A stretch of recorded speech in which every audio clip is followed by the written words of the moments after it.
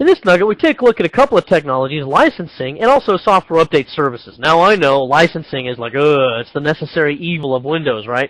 Well, you may not realize it, but when you installed Windows and you clicked on I agree to the license agreement so that you could click on Next to complete the installation of Windows Server 2003, you agreed to have the appropriate client access licenses. So that I agree checkbox, which we also know as, I guess, a licensing blood oath, is what we've agreed to, and you have to choose from among two different modes. The first one is per server licensing, and the second one is per user or per device licensing. And we'll take a look at the differences between those, as well as how to administer them, and how to use license groups to save yourself some money so that you don't have to buy more licenses than you actually need. We'll also take a look at how to move a licensing server from one licensing server to another. Software update services allows us to not only test out before we deploy our updates, but it also allows us to have a centralized location to approve and distribute our updates. We'll take a look at how to install and configure that, as well as the policies that you'll need to have so that your clients will be able to download those updates. Then we'll finally look at how to back everything up, because actually it is a website. So look at how to back up the website and the accompanying files that are necessary. Well, you wanted to be above board, so you bought Windows Server 2003 from a reputable source. You know it's licensed legally. You didn't get it out of the back of somebody's van down by the river or something like that. You got Windows XP legally licensed on all your desktops. So what you do, you set up your Exchange server, your terminal server, your file and print server, your domain controller. Everything should be good now, right? Everybody seems to be retrieving email. Everyone's using terminal services. Everyone's accessing their files and getting authenticated by the domain controller. So all our licensing is in order, right? Wrong. Well, given that scenario I just discussed, you might need 3-4 different licenses for all that stuff you're doing. I mean, you need a client access license to authenticate against that domain controller. Anytime you touch a Server 2003 server, you need a license for that. Anytime you then retrieve email, you're going to need an Exchange license for each one of your users there. You're going to need a license for all of your terminal services users. So you see, this all adds up pretty quick, and although we're not going to address every kind of license here, we will be discussing server licenses, and we'll also be discussing client access licenses, or CALs, on a per user or device scenario. And really, the only kind of time where you don't really need a license to touch a Microsoft server is if you're connecting over the internet to a Microsoft IIS web server.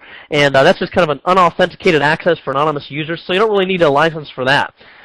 But give Microsoft time. I'm sure they'll figure out a way pretty soon to charge people licenses for connecting over the internet as well. Well, first of all, let's talk about the kinds of licenses you can have. You can have per server, or you can have, as a second choice, per user or device. Now, don't be confused by the language of that second choice, per user or device. That's not two things. It's not per user as a first thing, and then per device as a second thing. It's per user or device on one line. That's the same thing right there. We'll discuss exactly what that is as we go, but let's first start off with discussing what per server is. This is a scenario usually that's best suited for smaller organizations with a fewer number of servers, but they have multiple clients that connect to that server. So, for example, maybe I'm in a real estate office here. I've only got 3 users out here and 1 Windows Server 2003 server. Well, in this kind of a scenario, what we would do is to track it on the server side and saying, hey, I have 3 people that connect to me as a maximum concurrently at any given time. Therefore, I'll just buy 3 licenses, and you're pretty much done at that point.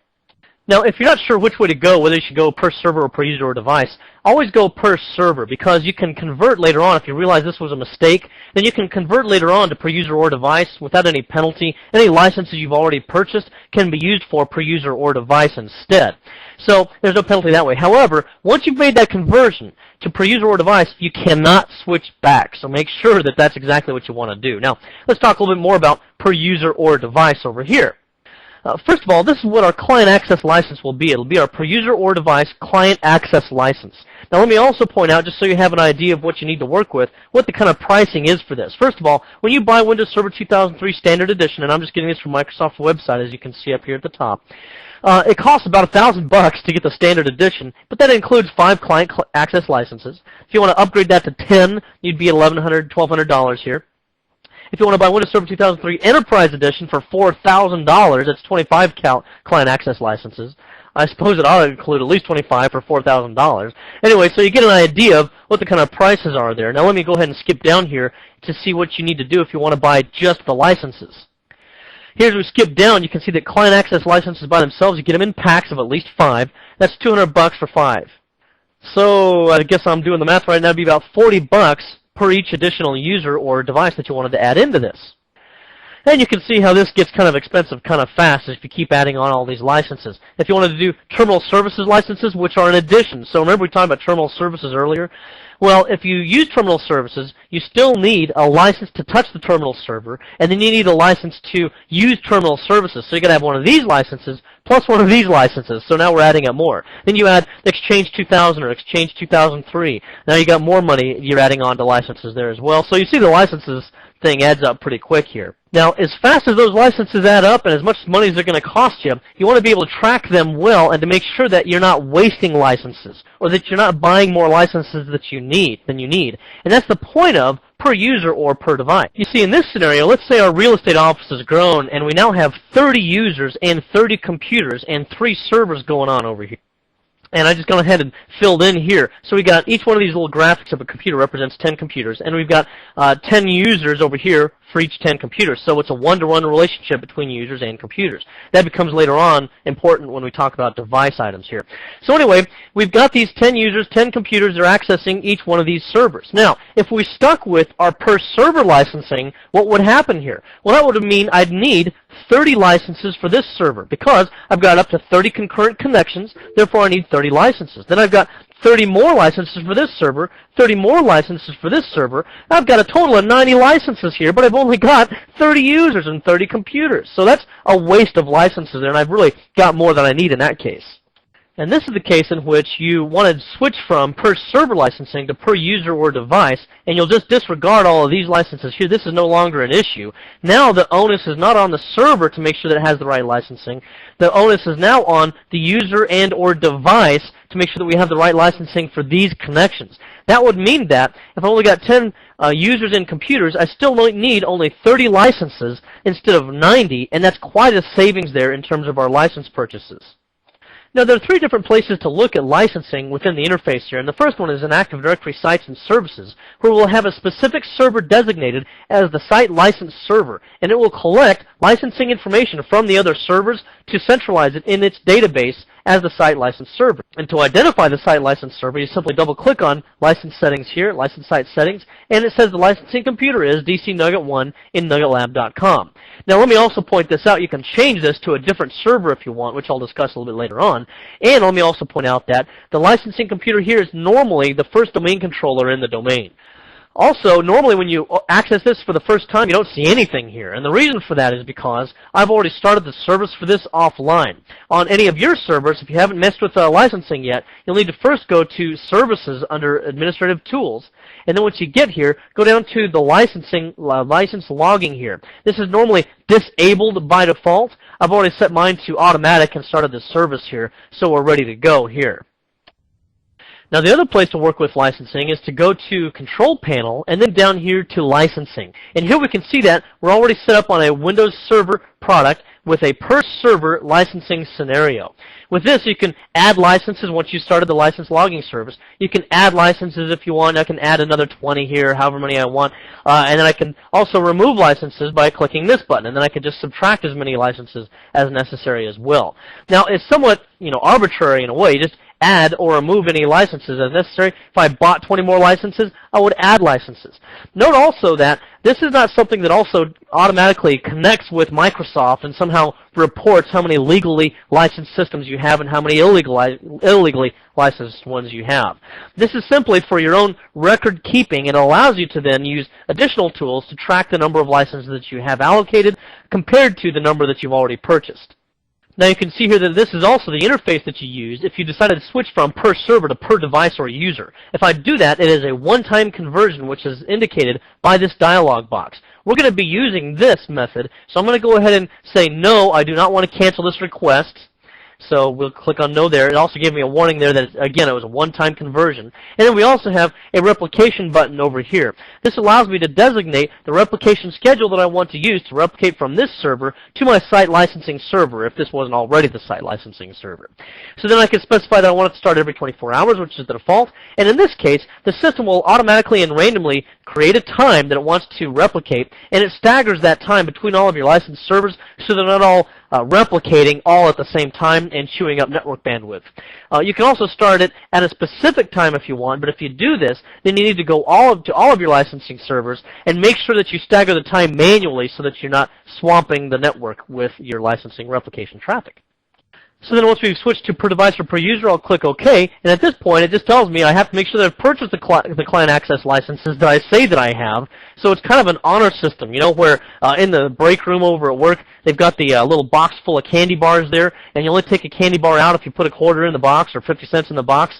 Well, this is the honor system. We're agreeing that, yeah, I bought the licenses I need. Okay, we're good. Click OK. Now we are now on a per device, per user or per device licensing scheme. Now, the third place that I can go to look at licensing information is in Administrative Tools, and this is probably where you'll be most of the time when you're managing licenses. And within this, we can look at the products that we purchased, we can look at the purchase history, any of the clients that we have on the system, all that kind of thing. And if we go to the Products View first, and we'll look at all of these tabs, the Products View shows us, oops, we have a little problem here, because you see, I'm using a per user or per device licensing scheme, but I've purchased 0 licenses. I converted over to that, but I didn't purchase anything.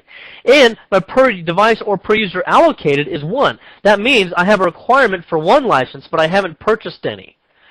Now, if you actually have, 5 licenses included with your product, or since I'm on an enterprise server here, I could just click here to choose New License, and then I could say that this is not Microsoft Back Office, but we're only concerned with Windows Server here, and it already includes 25 licenses with the product, so I'll just type in 25, and I'll click OK here, and I'll just even make a comment if I want, included with product or something like that, and I'll click OK. And then we just, again, have to agree to everything, so you got to check the little box before this OK button becomes available.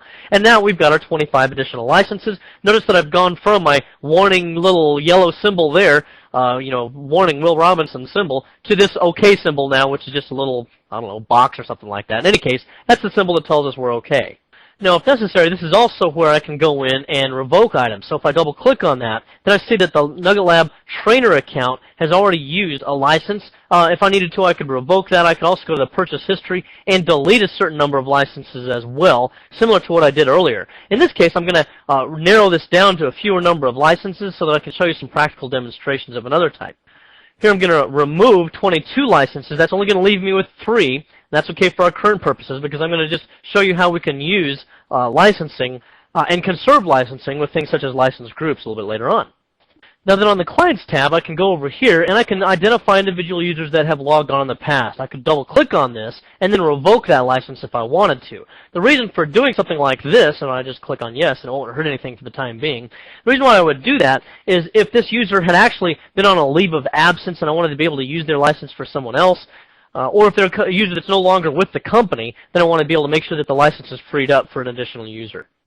And then you can use the server browser just to navigate your way through domains to identify who your Windows servers are that are your licensing servers. And in this case, it's DC Nugget 1.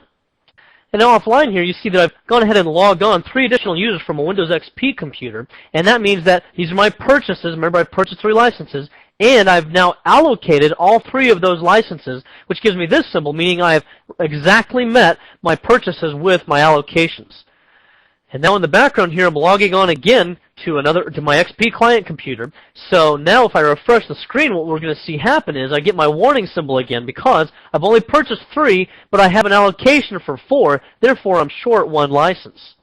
And if this has just simply been a matter of I had an employee that left the company and we have never retired their license, then I can just go to Clients here and select whoever the user is and double-click on it and then just revoke that license if I want to.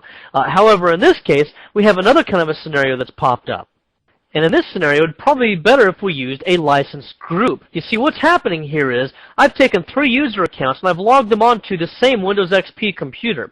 Therefore, on the server, it has logged each one of those as an allocation for each one of these users. So I have 3 per user allocations for licenses. When I combine that with my trainer account, which logged onto the local domain controller itself, that's actually 4 licenses in use, even though I've only purchased 3. Now in this case, however, I've only got 1 Windows XP computer out there, so I could go to a license group. Compared to not having a license group, I could go to a license group here, and now I've got these 3 users logging onto a single device.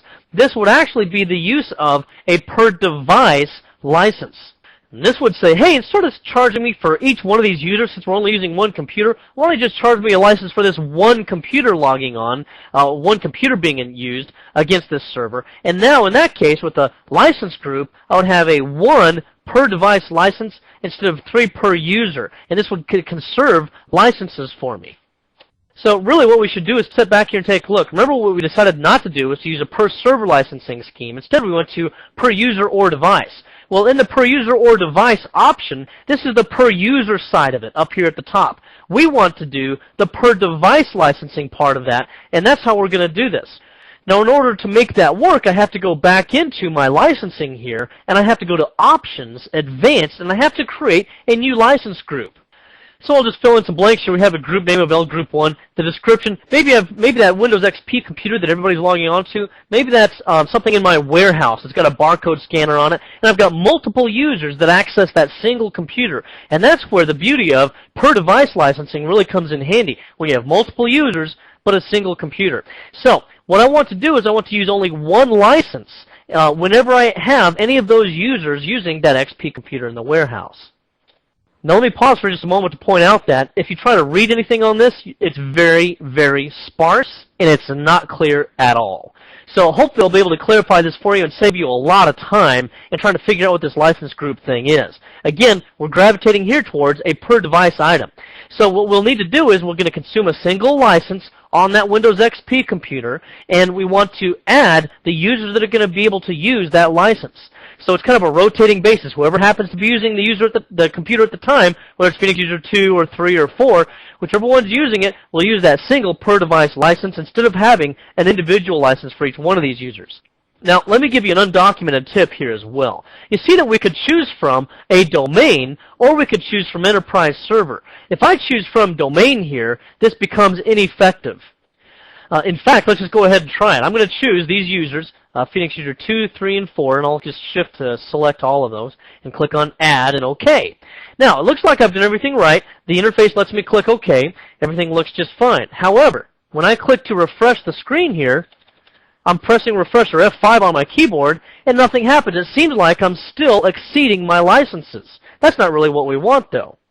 See, what we should be seeing under per device or per user allocated here is a counter of 2. There should be 1 per user allocation for my trainer account. There should be 1 per device allocation for the Windows XP account. But because the license group was set up using accounts from out of the domain pick list, it doesn't count them properly. What I need to do now is go back to Advanced to edit the license groups, and double-clicking on this to open it up to edit it, I want to remove all of these by deleting them here, and I just use Shift and click to select all of them at once, and then I'll just click Add. Now this time I'm not going to pick out of the domain, I'm going to pick out of the enterprise server where it lists the licenses for any user that has used a license in the past, and I'll select these users, and I'll click on Add, and although it looks identical to what I just had here earlier when I picked from out of the domain, it works differently. It's just a twitchy little thing. It will not work unless you do it the way I've shown you here, that is totally undocumented. So select that, click OK, then click OK now, and instantly, bam, goes back to 2, 1 for my per user allocation, 1 for my per device allocation, total of 2. Now recall from earlier in our nugget that we talked about the licensing site settings and how that's focused on the first domain controller in the site by default, or the first domain controller in the domain by default, which is DC Nugget 1 in this case. Now if I do want to change that, of course I can click on Change here, and then I'll just enter in the name of the other server. For example, DC Nugget 2. Now DC Nugget 2 is the new licensing computer as soon as I click OK or Apply. Now, don't forget also to start the license logging service over on that other server, DC Nugget 2 for example, and you're also going to need to copy over certain files to DC Nugget 2 manually if you want to retain the history for the licensing. And in order to do that, after I click Apply or OK here, then I must immediately go to DC Nugget 2 and stop the license logging service, because the files that I needed to copy over there would be locked open otherwise, and it would not allow me to overwrite the files. So I have to stop the service, and then I have to locate certain files to copy over there. Let me show you where they are. They're all in the system root, and so that would be in the Windows directory in most installations. And they'd be, one of them would be under System32, and then the file that I would specifically look for here would be cpl.cfg, and that's the file right here. And this file contains the purchase history for our organization's licenses. Next, then, we would go down here to LLS, and I know that they look like I's, but it's LLS, And within this folder, we find these two files. The LLS map file contains license group information. Remember we talked about license group earlier. And then LLS user contains the user information about the number of connections. And then after we've copied all three of these files over, then we can restart the license logging service over on DC Nugget 2. The Software Update Services is something from Microsoft that allows you to download all the updates from the Microsoft Windows Update to a centralized server on your environment. It could be a Windows 2000 or a Windows Server 2003 IIS server. And then from that IIS server as a distribution point, patch all of your other Windows 2000, XP, and 2003 computers automatically. One of the big advantages of that is then, of course, it saves you a lot of time, and you don't have to buy expensive third-party products. Now, if you have some expensive third-party product, or if you have something like Microsoft's own Systems Management Server, maybe the version 2003 version, something like that, well, go ahead and keep what you've got and use what you've got for those kinds of things if you've already bought them. However, if you're on a tight budget or you're trying to find a solution that will not cost you an arm and a leg, then Software Update Services is probably a very good solution for you for small to medium-sized organizations. Now, of course, one of the big advantages of SUS is that you can download the individual updates, and then you as the administrator can test them out in a lab and just verify whether or not they crash your applications or they have some other kind of a problem, and that they do what they're supposed to do. Once you've then tested them out and you see that you like the way they work, then you can approve those updates, and then only after you've approved them will they be actually installed on any of your other servers and clients. Also, SUS will work with Windows 2000, Windows XP, or Windows Server 2003 as clients. Now, while SUS originally did not allow Service Pack installation, it now does allow Service Pack installation, so that's a pretty big add for us. However, it still does not do some of the things that third-party products will do, such as do a lot of tracking for you in terms of exactly which machines received and exactly which update. Doesn't do things such as being able to install other kinds of software, such as Office and that kind of stuff. But it does install the patches very nicely for us, and again, it is free. Now, to install it, you simply look for sus10sp1.exe on Microsoft's website, and I'll go ahead and launch it here. It's about 33 megabytes, so it will take a little while to download. Once you get this launched, it'll just take you through a wizard, which does have importance. Normally I just kind of next finish through all this, but I do need to explain some things besides the obvious ones I'm going past right now. And that is, what will happen if you choose the custom installation? This is going to be what I'm going to do in this case, because you can designate a different drive to store the updates, the Software Update Services updates. Now, this is going to be several hundred megabytes. In fact, Microsoft recommends that you have at least 6 gigabytes of available hard drive space available. Now, in my case, drive D is actually going to be fine, but if you needed a different drive, you could just browse for it and choose some other drive using the interface that you see right here. And you'll notice that in the interface, this one will allow you to store the website files themselves to this location, whereas the actual updates themselves will go into the SUS content folder, and you can put those in a different location if you want to. Alternatively, if you want to conserve the bandwidth to this server and you want to allow each of your clients to download the actual updates themselves from Microsoft's Windows Update server, you can choose this option. Now, you still have control using SUS over which updates are approved. However, the actual updates are stored on Microsoft's web server. Most of the time, I think we'll pretty much be using this option in most scenarios. You can also choose which languages you want to be available. You can choose all available languages, but remember, the size of your updates is going to increase pretty dramatically if you choose all available languages, which includes all of these that you see here. So any of you from Hungary or Russia that need yours, you would check those boxes, of course. The rest of us, and for me, in fact, I'm only going to choose English to make it simple and small as a download. Another thing to keep in mind is that when you download updates, some of the updates you will get from Microsoft are actually the same update that has already been approved at some point in the past. It's just got a new revision of some kind. And if that's the case, you can automatically approve new versions of previously approved updates, just so that you're not hassled with having to manually approve it. That's fine for me. You can also choose to manually do it if you like. And then also you'll want to notice which HTTP site is going to be necessary for a download URL. This will be important when it comes to using group policy to configure where your clients should go when they need to find a Windows Update server. And so now we'll click on Install, and this will take a few moments, so I'll see you on the other side. Once you install sus, it takes you automatically to the sus admin webpage, and you can substitute for localhost and IP address or the name of the actual server. And then it allows you to synchronize the server. Now, I had started one earlier and canceled it, and the reason why is because if you just choose synchronize now, it's going to download about 612 megabytes from Microsoft's software update services, and that's if you do only the English ones. So I'm going to skip this for now and come back to this in a little while because I'll show you how you can conserve some bandwidth with this if you want as well. In fact, let's just go ahead and go down to that now. Here I'm going to go down to where it says Set Options. And the key thing that I'm going to look for is closer to the bottom, but I'll cover these one at a time as we're already here anyway. First thing you want to do is to select a proxy server configuration if you have one, and then enter in the same kind of settings that you do for your Internet Explorer proxy settings.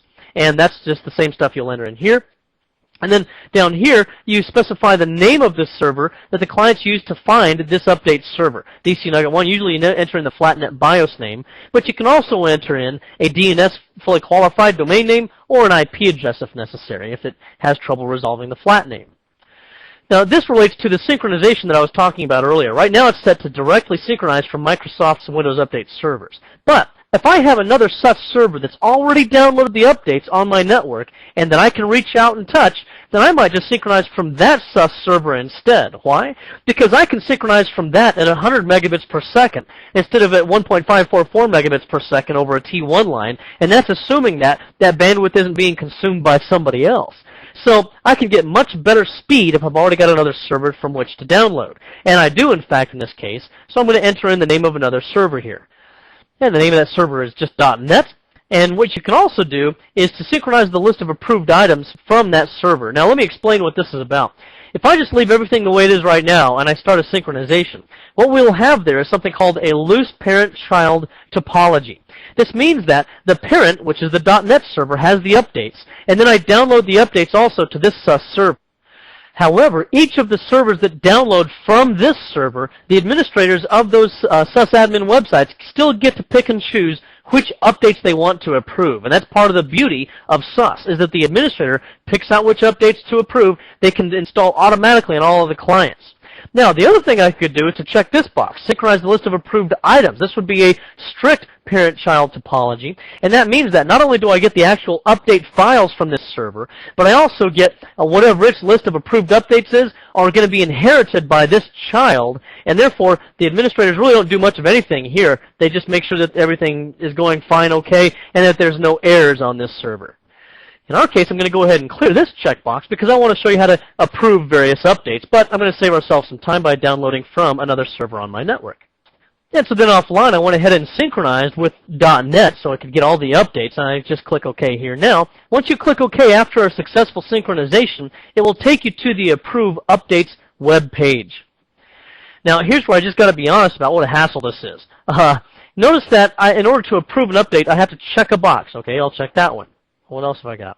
Okay, here's another one. Check that one. Okay, here's another one. Check that one. Guess what? There's hundreds of these things. And you got to go through each individual one of them and check them all. And I wish there was some kind of an item here that said check all or select all or something like that. But no, you got to go through each one of them. What I kind of do is I just hit tab twice and then press the space bar. You know, tab twice. Oops, no, I missed it. Tab twice and press the space bar all the way down through this. And if you don't get off sync like I do, I guess it wouldn't be a very good tap dancer. There we go. Then you can just kind of get a rhythm going through here, and pretty soon you're dancing a jig or something like that. Anyway, that's what you do to kind of approve them all, and I'll just approve that number for the time being, and then I'll go ahead and click the Approve button. Once I've done that, it's going to replace any previously approved updates, and I'll just say yes to go ahead and continue, and then accept the licensing agreement for all of the updates. And that's pretty much it. And then once it's approved them, you see that it designates them as approved here. Let me also point out that if you want more details about any of these, you simply click on the details link down here, and then it will pop open a web page for you describing a little bit more about it. It gives you the platform that it's installed for, this setup parameters. This is important if you want to install the actual executable itself from a command line or in some other kind of a script. You'll need to use these setup parameters as well following the executable. And then the actual file name appears here, and if I click it, then it would attempt to install it for me, or I could save it elsewhere if I want to, or if I wanted to do some testing with it or something like that. Then the info button here also will take you to a link giving more information about this specific knowledge base referred to here.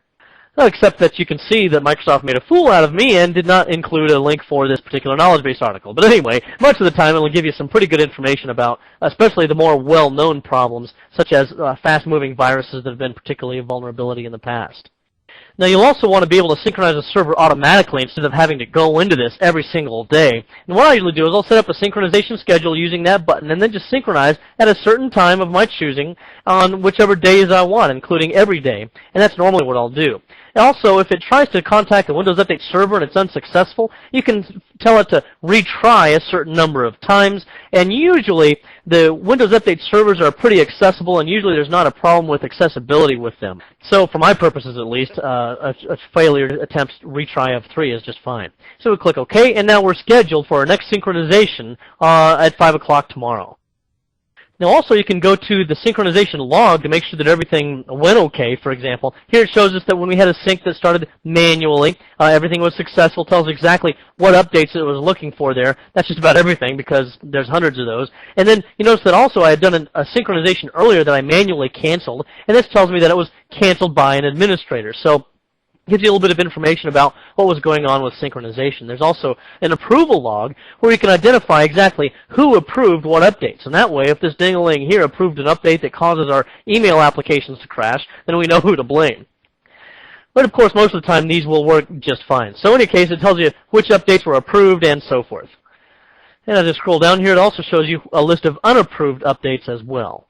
Now, returning to the Set Options page here, we've already addressed most of these items, but let's return here to talk about these two. Number one, if I had saved the updates on a local folder and changed my mind and I want to put them on a Windows Update server instead, you see that I can switch back and forth between these items, as well as the fact that I can choose additional languages from this interface as well.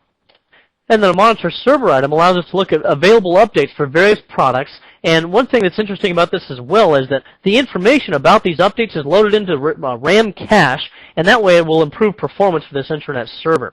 Now, if you find that certain updates are supposed to be available to clients, but they're not, then you should click this refresh button, and that will reload the cache for you. Now, if you want to look at more details about any of these items, just go to whichever platform it is that you're interested in, for example, Windows XP in this case. And if you crack that open, it'll identify a text file for you, which you see right here, and it gives you a unique identifier for each update, along with a knowledge base article that you can use to further research it. Now, once I've configured the administration of the SUS server, now I need to go to a group policy object to configure a computer policy for the clients. Now, this does apply to computers, not to specific users. So, any computers to which I want to apply the software update services items will need to be in the OU for the policy that I configure. And there's client 01, which is my XP computer. Now I can right-click on Phoenix and choose Properties to go to the group policy. And then I'll choose on Edit here. Once I've done that, I'll go to Administrative Templates, Windows Components, and Windows Update. And here's where we configure our Windows Update policies. Now, the first policy that you can work with is the Configure Automatic Updates item, and once you enable this, you can choose number 2, which is to notify for download and not notify for install. This will just give you a word balloon down in the feature tray area saying that updates are available for download. Once you respond to that as an administrator, it will download them, and when it's finished, then it will give you another notification in the same area that they're ready to install, and again, as administrator, you can then install them. Now, for non-administrators, you can choose this third option, or number 3 option here, which is auto download, and you don't have to be an administrator just to allow it to download. But you do have to be an administrator to respond to the notification to install any updates. And then finally, auto download and schedule the install does just that. It automatically downloads the updates and it schedules the installation whenever you want it to be, as you can see from a variety of days and times here if you like. And you don't have to be an administrator. In fact, nobody even has to be logged on in order to let this work. Now, when you enable this next setting, you simply specify which web server is your intranet update server, and that will then point all your clients to this server instead of Microsoft's Windows Update server to get not only their updates, but whichever updates are approved. And then you can also lighten the load on the update server if you want to direct the intranet statistics, which are normally logged in the log files, to a different web server if you want. I'm okay to leave them all on the same one because I don't have that heavy a load on it right now, so that'd be just fine. The actual statistics are logged in this location, Windows System 32 log files, and then W3SVC1. And if you crack one of these open and just kind of browse through it if you want to, it tells you all kinds of get commands that are used over the internet to get various files and get, all that kind of stuff. This was our first update file, so there's quite a lot of information in there. You also see IP addresses for other clients that it was trying to synchronize updates with. And then next, we can specify whether we want to reschedule automatic updates. And this is the case if you have your updates take place at 3 a.m. and nobody's in the office at 3 a.m. If you enable this setting, then what will happen is 5 minutes after they do start up the computer, then it will start to do its automatic installations. And then finally is another item here, and that is to enable the no auto restart. You see, if I leave this at not configured or disabled, then a lot of these updates which require a reboot will just automatically reboot that client, and the user could potentially lose some data there. So I'll typically choose this at enabled. Now, the only drawback to this potentially, and it's kind of slight, I think, is that if this is enabled, and the user never reboots their computer after receiving an update that would have otherwise required a reboot, then the next time their client tries to check against the Windows Update server to see if there are new updates, they can't see anything new until that reboot has taken place. So they could be blinded temporarily to any new updates if they never update their machine, especially if they're those people that have laptops and they just fold down the lid and they put in to suspend or to hibernate and that kind of thing. Now here I've logged on to the XP computer as an administrator, and even though our setting is to automatically download and automatically install the updates on a scheduled basis, when you log on as an administrator, it will notify you that there are new updates to install. Notice that the Remind Me Later button is kind of grayed out. That's because it's going to go ahead and do this anyway on the scheduled basis. It's just that as the administrator, if I want to hurry it up a little bit, I can go ahead and click Install Now to get ahead of the scheduled install. And then you can click on Details to see exactly what it is installing, as we see here. And you saw that I only allowed a couple of updates so far because I didn't want to go through all 100 and some updates. Then you can also click on the settings here, and this will just identify for you what is kind of in the background there. Since it's configured by policy, this gives me no way to, deselect anything or change any of these options. Now let me point out another thing here, however. This would be visible if someone had canceled an update, so that instead of choosing the fourth option there to automatically download and automatically install the updates, if they had chosen, for example, automatically download and then notify for install, and then had declined any of the updates, then what you could do is to go back into this interface for Windows Updates, and on the declined updates page, it'll show you updates that have been skipped in the past, and then you can kind of add all of them back in if you want by going to this location. Now, we talked about IIS in a previous nugget, and of course, SUS is actually just web content. So what you want to do is to continue to back up, just as you have been doing within IIS. Now, remember that there is a backup that takes place automatically anytime it detects changes to the metadata, but I can back up the entire metadata for all my websites, including SUS, by right-clicking on the name of the server and choosing All Tasks, and then Backup Restore Configuration. And then here I just create a backup like you saw me do in a previous nugget. That way, if this server blows up, and I've already got the backup of the content on tape, for example, then all I have to do is to restore the files and then restore the metadata from what you just saw there. Now, in addition to that, we need to use the backup utility, and I'm getting ahead of myself a little bit because we'll address that again shortly here in a different nugget because we'll be talking about disaster recovery. However, in the backup utility, let me switch to advanced mode and point out the locations you'll want to back up within this. First of all, you'll want to back up the inet pub directory, and then specifically the www root, which would then include all of your SUS administration website that you see there as well, and all the other SUS content. And then you'll also want to go to the actual SUS folder, which is stored on the data drive, or the D drive in my case. And this is the actual content here, so I'll check a box for this to get all of those actual physical files. And then finally, I would also get the metadata, which will be located in the Windows directory, and the System32, if I can find it, there we go, System32, and let me expand out a little bit here. And then we'll go down also to the inetserv directory, so that's inetserv here. And then finally, we want to get to the metaback folder here, which will back up all of our metadata. In this nugget, we took a look at licensing and software update services. We looked at licensing, and particularly there's two modes you can use, per server, or per user, or per device. And that sounds like three modes, but it's actually two. You'll see what we mean once we get into it. We also took a look at how to administer those licenses. I mean, there is a tool within Windows Server 2003 that you can use to keep track of how many licenses you've purchased compared to how many are allocated, and you don't want those to be out of whack. One thing that can get them out of whack, however, is if you have more users than you do devices. And in that case, you'll need to create a license group, which will consolidate multiple users into using one single per device license. We also took a look at how to move the licensing server and some files you'll have to move along with it. Now, with SUS, you can download updates, and then you as the administrator can test them out, make sure they're good. Once you've approved them, then you can allow them to be installed on your clients. Now, we took a look at how to install SUS, as well as how to configure it, and then a big part of that is the policies. This is what's going to allow the clients to point to the right SUS server and download the updates. Then we took a look at how to back up the SUS server, because it is a website, so you want to back up the appropriate metadata as well as the appropriate content files. I hope this has been informative for you, and I'd like to thank you for viewing.